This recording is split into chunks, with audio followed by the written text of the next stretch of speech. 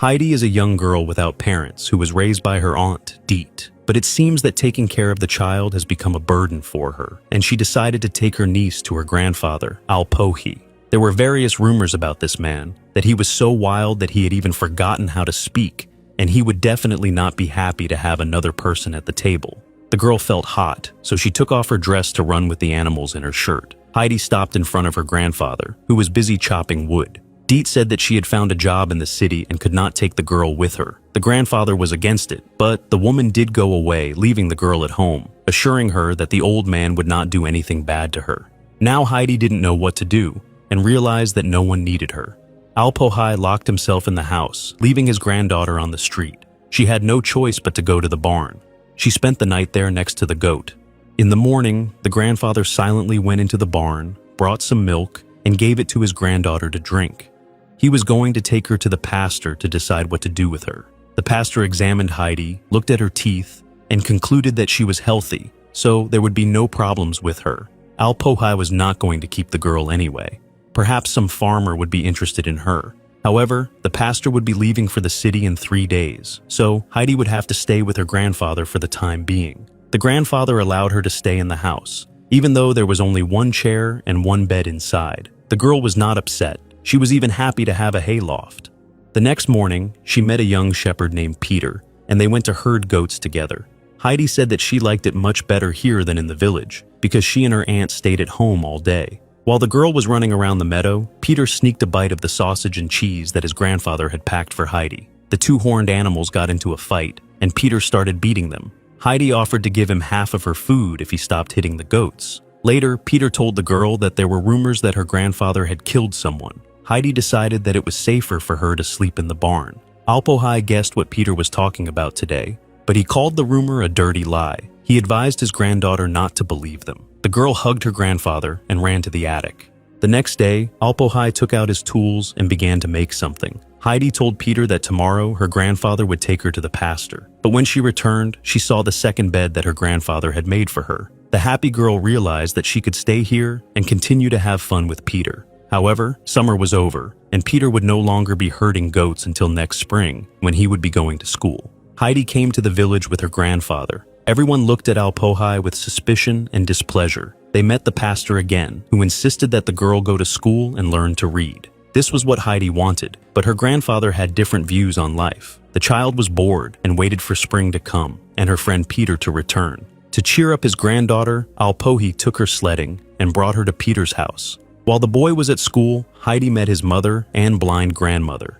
Eventually, Peter came along. The family lived very poorly, eating boiled potatoes and stale bread. In the spring, Dede unexpectedly returned to the village. She told Alpohi that she had found a place for Heidi in the house of a rich family. She would be enrolled in school with the family's daughter. But this time, Alpohi did not want to let his granddaughter go. Dede assured Heidi that a big and beautiful house was waiting for her in the city. The rich parents wanted their daughter to have a friend. Heidi's wanted to stay with her grandfather. Then Dede said that her grandfather also wanted her to leave, and did not even let her say goodbye to Peter.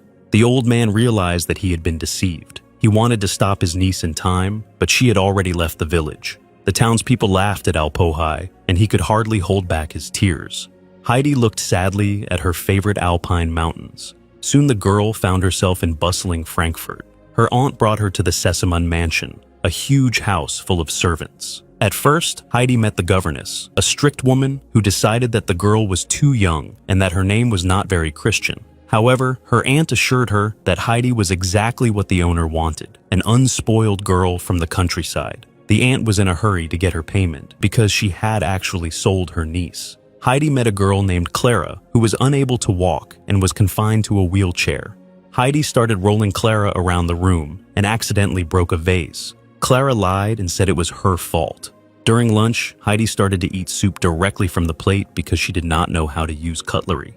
She hid one of the buns in her pocket. The governess explained the day's schedule and the lessons with the teacher, but Heidi was already asleep and did not hear anything.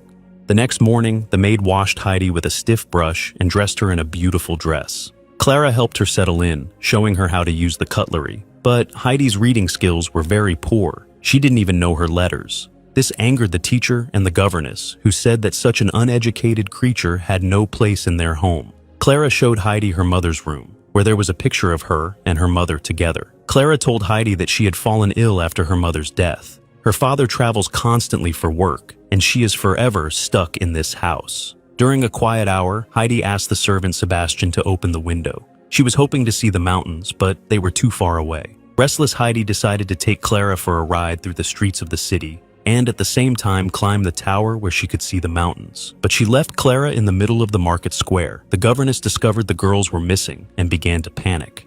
Even after climbing the tower, Heidi could not see the mountains. At the same time, Clara was offered to buy a kitten for a couple of pennies, but she couldn't resist and bought all the kittens. Sebastian finally found the girls. At the manor, the governess lectured them, but suddenly began to sneeze incessantly. It turned out that she was allergic to cats. In a panic, she demanded that the animals be removed, but Sebastian promised to take care of them. As a punishment, the governess left Heidi without dinner and put her in the corner. She even threatened to lock the girl in a closet with rats. Heidi managed to gather a lot of buns. She put on other clothes and was about to leave the house, but the governess stopped her.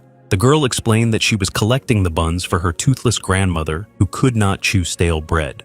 Clara burst into tears because she was afraid of losing her friend. She locked herself in her room and felt sick. Heidi decided to support her friend. They could have a great time together, but learning was very difficult for Heidi. She could not learn her letters.